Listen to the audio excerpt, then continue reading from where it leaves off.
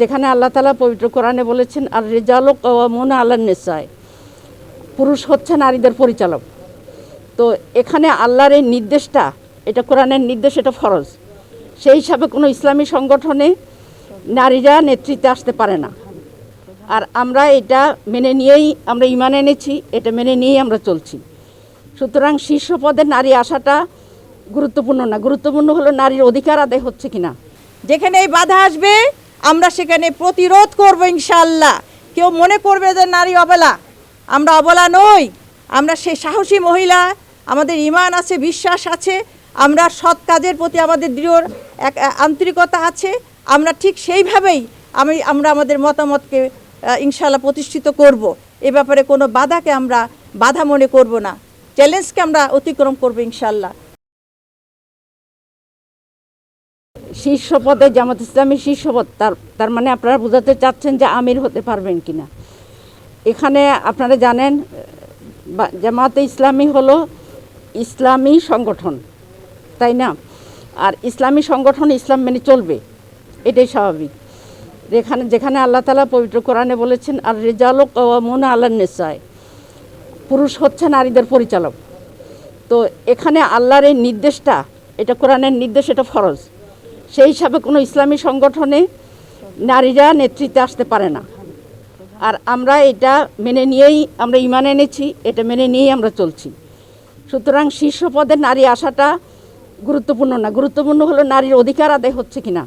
আপনারা দেখছেন বাংলাদেশের গত 54 বছরে 2 জন নারী প্রধানমন্ত্রী দীর্ঘদিন ছিলেন, কিন্তু নারীদের সমস্যার কি সমাধান হয়েছে? নারীদের প্রতি সহিংসতা কি কমেছে? নারীদের অধিকার কি আদায় হয়েছে? তাহলে শুধু নারী শীর্ষ পদে থাকলেই যে একটা কিছু হয়ে যাবে, কথা তো ঠিক না। বরং নারী হোক আর পুরুষ হোক, যিনি মানবিক হবেন এবং মানবিক মর্যাদা দিবেন নারীদের পুরুষদের সবাইকে, আমরা এই ধরনের নেতৃত্ব চাই। এই জন্য শীর্ষ পদে আমরা আসাটা জরুরি মনে করি না। This is the first time Bangladesh জামাতে ইসলামী মহিলা উইংস থেকে আমরা এসেছি। This is the first time. আপনাদের সবাইকে আমি আমাদের পক্ষ থেকে আন্তরিক ধন্যবাদ জানাচ্ছি। আপনাদের সামনাসামনি হওয়ার জন্য আমরা এসেছি। তো যে বিষয়টা আজকের ইস্যু হিসাবে আমরা নিয়ে এসেছি, আপনারা সবাই অবগত আছেন, সারা বাংলাদেশে আমাদের মা বোনদের উপরে যে হামলা হচ্ছে, সে ব্যাপারে কেউ অজ্ঞাত নন, সবাই জানেন, যেহেতু আপনার প্রেসের সাথে আছেন। আমরা সেই প্রতিবাদ করার জন্য এখানে এসেছি। সমস্ত বাংলাদেশের সমস্ত মা বোনদের পক্ষ থেকে বাংলাদেশ জামাত ইসলামীর মহিলা বিভাগ আমরা এসেছি, ছুটে এসেছি। আমরা ঘরে বসে থাকতে পারিনি। বিভিন্ন জায়গায় আমরা অনেকগুলো ইনসিডেন্টসের ডকুমেন্টস সহ আমরা নির্বাচন কমিশন ওনাদের কাছে জমা দিয়েছি with documents. This is the স্মারকলিপি যেটা আমরা ওনার কাছে জমা দিয়েছি। ইন ডিটেলস আমি যাব না। মূল কথা আমি যেটা বলতে চাই সেটা হলো বাংলাদেশের 50% মহিলা আমরা মেয়েরা আছি। এই ইলেকশনে আমরা চাই আমরা সবাই পার্টিসিপেট করব উইথ কারেজ এবং উইথ ভালো একটা পরিবেশ, সুষ্ঠু একটা পরিবেশে আমরা ভোট দিতে চাই। কারণ গত 15-16 বছর আমরা কেউ কিন্তু ভোট দিতে পারিনি।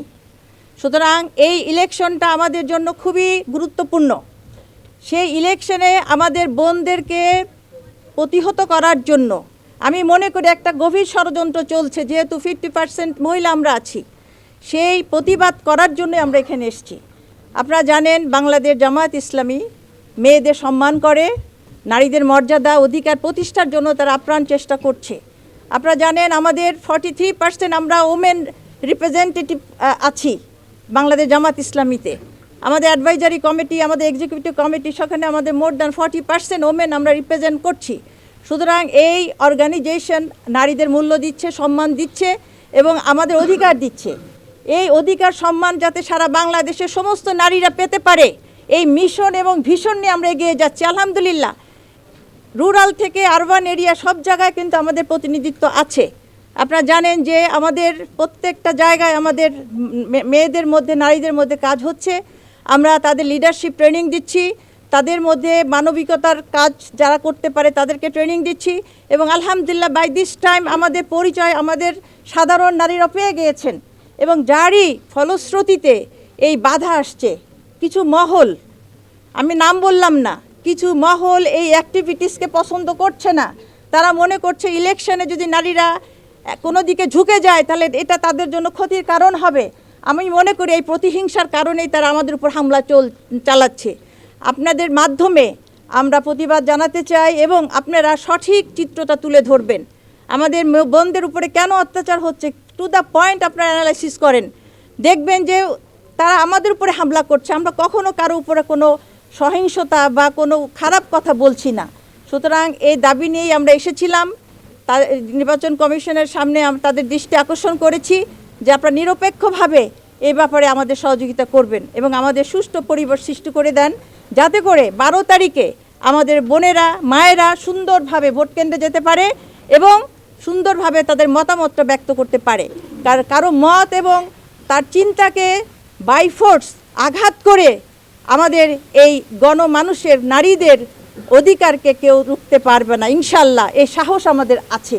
যেখানে এই বাধা আসবে আমরা সেখানে প্রতিরোধ করব ইনশাল্লাহ। কেউ মনে করবে যে নারী অবলা, আমরা অবলা নই। আমরা সেই সাহসী মহিলা, আমাদের ঈমান আছে, বিশ্বাস আছে, আমরা সৎ কাজের প্রতি আমাদের দৃঢ় এক আন্তরিকতা আছে। আমরা ঠিক সেইভাবেই আমরা আমাদের মতামতকে ইনশাল্লাহ প্রতিষ্ঠিত করব। এ ব্যাপারে কোনো বাধাকে আমরা বাধা মনে করব না, চ্যালেঞ্জকে আমরা অতিক্রম করব ইনশাল্লাহ। এই দোয়াই আপনাদের কাছে চাচ্ছি এবং আপনারা আমাদেরকে সহযোগিতা করবেন ইনশাল্লাহ। This is the common question I am facing, because আমি পলিটিক্যাল অ্যাফেয়ার্স দেখছি। একটাই উত্তর, সেটা হলো বাংলাদেশ জামাত ইসলাম কখনো নারীর এম্পাওয়ারমেন্টের ব্যাপারে কখনো প্রতিবন্ধক নয়। আমরা প্রিপেয়ার হচ্ছি। আমরা আমাদের অ্যাডভাইজারি কমিটিতে আমরা ডিসিশন নিয়েছি। সেই অ্যাডভাইজারি কমিটিতে 43% ওমেন আছে পার্টিসিপেন্ট। সেখানে আমরা ডিসকাশন করেছি। সেক্ষেত্রে আমাদের সাংগঠনিকভাবে সিদ্ধান্ত হয়েছে যে এবার আমরা কোনো ক্যান্ডিডেট দিব না ইনশাল্লাহ। আমরা তো লোকাল ইলেকশনে আমরা পার্টিসিপেট করেছি, সেটা ডাটা তো আপনাদের কাছে আছে। সেই ইলেকশনে কিন্তু আমাদের বোনেরা রুরাল এরিয়াতে তারা পার্টিসিপেট করেছে। For the next election will participate, but এই ইলেকশনে আমরা নারীরা অবশ্যই অ্যাক্টিভলি আমরা কাজ করছি, যার ফলশ্রুতিতে আপনারা দেখছেন যে নারীদের উপরে বাধা আসছে। অবশ্যই আছে, সুযোগ আছে। আপনারা জানেন আমাদের বাংলাদেশ জামাত ইসলামীতে নারীর যে রিফ্লেকশন যেটা হবে ইনশাল্লাহ বিভিন্নভাবে আপনারা জানেন আমাদের রিজার্ভ সিটে আমরা নারীদেরকে দিয়েছি। বিভিন্ন জায়গায় আমাদের দায়িত্ব যাদেরকে দেওয়া হয়েছে, বিভিন্ন গুরুত্বপূর্ণ দায়িত্ব আমাদের বোনেরা আছেন। সেটা ইন ডিটেলস বাংলাদেশ জামাত ইসলামীর সম্পর্কে যদি আপনারা জানতে চান, আমাদের গঠনতন্ত্র আছে, আমাদের পলিসি আছে, এগুলো আপনাদের জানতে হবে। আমরা এখানে যে লিস্টটা দিয়েছি টোটাল 15টা জায়গা আমরা উইথ ডকুমেন্টস আমরা 15টা জায়গা উইথ ছবি উইথ ভিডিও আমরা সাবমিট করেছি। এছাড়া আরও অনেক আছে।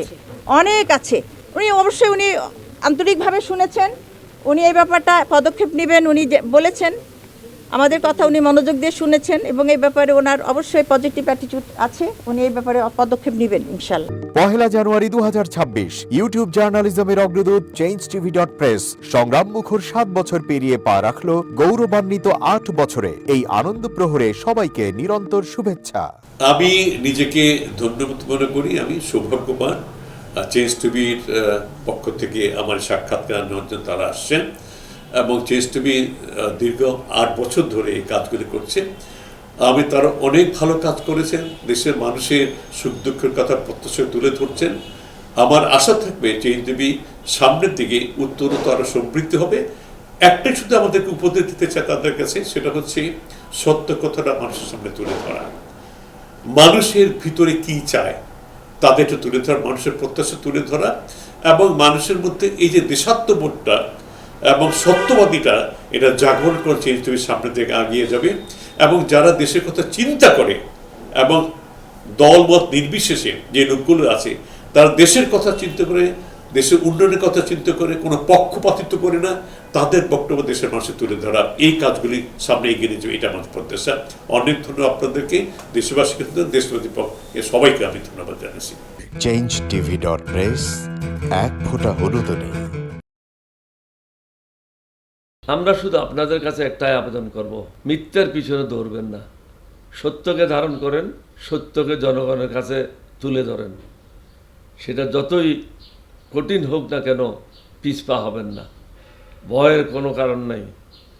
আল্লাহর সাথে থাকেন, আল্লাহ আপনাকে সাহায্য করবে। কোনো মানুষের কাছ থেকে কোনো সাহায্য কামনা করবেন না। ধন্যবাদ। changeTV.press এক ফোঁটা হলুদও নেই। হ্যাঁ, চেঞ্জ টিভি আমি বিশেষ কারণে দেখি সুযোগ পেলে, বিশেষ করে তোমার অনুষ্ঠানটা যখন হয় আগে পরে আমি দেখে থাকি, ভালো লাগে, উপস্থাপনা ভালো, মোটামুটি সব কিছু ভালো। আমি তাদের শুভকামনা করি এবং চেঞ্জ টিভি আমি আশা করি সবসময় নিরপেক্ষ, যেহেতু এই চেঞ্জ টিভিটা সংবাদ প্রচারের একটা মাধ্যম, সুতরাং সঠিক সংবাদটাই চেঞ্জ টিভি প্রচার করবে, এটাই আমার কামনা থাকবে তাদের কাছে, সেই সঙ্গে আমার শুভেচ্ছা থাকবে। changeTV.press এক ফোঁটা হলুদও নেই। সুপ্রিয় দর্শক, এই চেঞ্জ টিভি বিগত 7 বছর ধরে খুবই গুরুত্বপূর্ণ ভূমিকা পালন করছে আমিরুল মোমিনিন মানিক।